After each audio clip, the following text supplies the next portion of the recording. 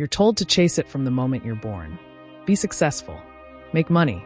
Travel the world. Build your brand. Be happy. But after all the hustle, the likes, the purchases, why does happiness still feel so elusive? What if the key to happiness isn't about adding more, but needing less? Over 2,000 years ago, a quiet philosopher named Epicurus offered a radically simple answer to the question.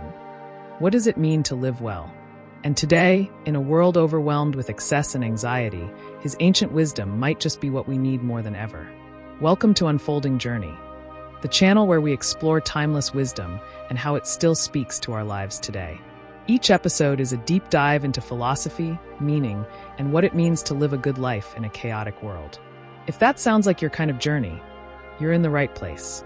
Epicurus was born in 341 BCE on the island of Samos, and later founded a school in Athens famously called the Garden. His school was unique. It welcomed women, slaves, and outsiders. Unlike the flashy philosophers of the time, Epicurus sought not fame but peace. His central question was simple. How do we live a happy life? And his answer was even simpler. Happiness comes from pleasure. But before you roll your eyes and imagine wild parties and bottomless wine, let's clarify what Epicurus actually meant. For Epicurus, pleasure wasn't about indulgence. In fact, he cautioned against it. The pleasure he spoke of wasn't the momentary thrill of dessert or dopamine. It was something deeper, calmer. Epicurus believed in two types of pleasure. Kinetic pleasure, short-term pleasures that arise from activity, eating, drinking, laughing. Catastematic pleasure, long-term, stable pleasure that comes from tranquility, freedom from fear, and absence of pain. In his words, when we say that pleasure is the goal of life, we do not mean the pleasures of the prodigal or those that consist in sensuality, but freedom from pain in the body and trouble in the soul. So for Epicurus, the highest happiness wasn't found in more, it was found in enough. Epicurus taught that to live well, three simple ingredients are required. Friendship. Epicurus believed friends were one of the greatest sources of happiness. He even claimed that friendship could replace romantic love, or even family in importance. He built the garden as a community for people to live, learn, and grow together. Of all the things that wisdom provides to help one live one's entire life in happiness, the greatest by far is the possession of friendship. Freedom, autarkia. Freedom, for Epicurus, meant self-sufficiency. Not being bound by a boss, a government, or even our own uncontrolled desires. He and his followers lived simply, growing their own food, staying away from politics, and focusing on the inner life.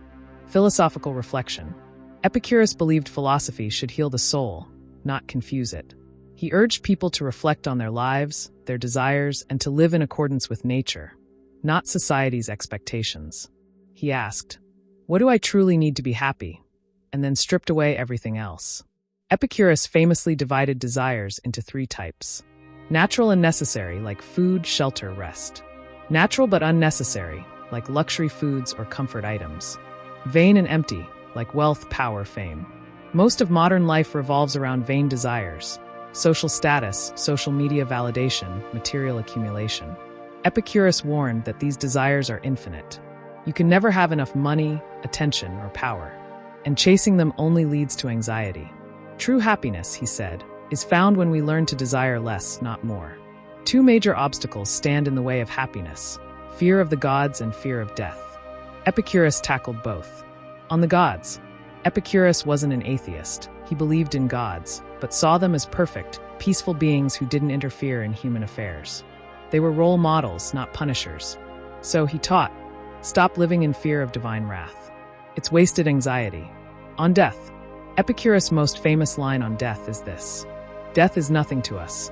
When we exist, death is not present, and when death is present, we no longer exist. In other words, you never experience being dead, so there's no reason to fear it. By letting go of these fears, we clear space for calm, contented living. In contrast to the modern ideal of the grind, Epicurus teaches the art of letting go. Modern life says, work hard now so you can enjoy life later. Epicurus says, enjoy life now, because later isn't promised. He didn't mean quitting ambition altogether, but rather choosing what to pursue carefully. Pursuing joy, health, friendship, and peace, not status or material gain. He would ask, are your goals adding peace to your life or robbing you of it? This is a common misconception. People assume Epicurus was anti-pleasure, because of his minimalist life. In reality, he embraced pleasure, but only the kind that leads to long-term happiness. He even said, "We should not spoil what we have by desiring what we have not." In other words, happiness doesn't come from adding, it comes from appreciating. Epicurus' teachings are more relevant today than ever. In a culture of endless scroll, choose silence and reflection. In a world of consumerism, choose simplicity. In a time of loneliness, choose connection. In a climate of fear, choose philosophy over panic. He teaches us that happiness isn't out there. It's already here, waiting to be noticed. Of course, no philosophy is without flaws. Critics argue that Epicureanism may lead to isolation or disengagement from societal progress. It might underestimate the value of struggle, challenge, or ambition. It may feel outdated in a world of complex ethical dilemmas. Still, as a counterbalance to modern excess, Epicurus remains a voice of reason. Happiness, for Epicurus, is not a product to be bought, a rank to be earned, or a fleeting thrill to be chased. It is a way of being, rooted in clarity, calm, and contentment. While the world screams more, Epicurus gently whispers, "Less is enough." His message, though ancient, is a quiet revolution for our modern age. When we learn to replace ambition with contentment, swap endless wants for genuine needs, choose deep friendships over shallow networking, and let go of our fear of death and divine punishment, then we begin to cultivate the soil of a truly good life. Epicurus doesn't give us a 10-step plan or a productivity hack. He offers something far more radical, a mindset shift, from striving to being, from consuming to appreciating, from fearing to understanding. His garden might be 2,000 years gone, but its roots still grow, in anyone willing to stop chasing and start living.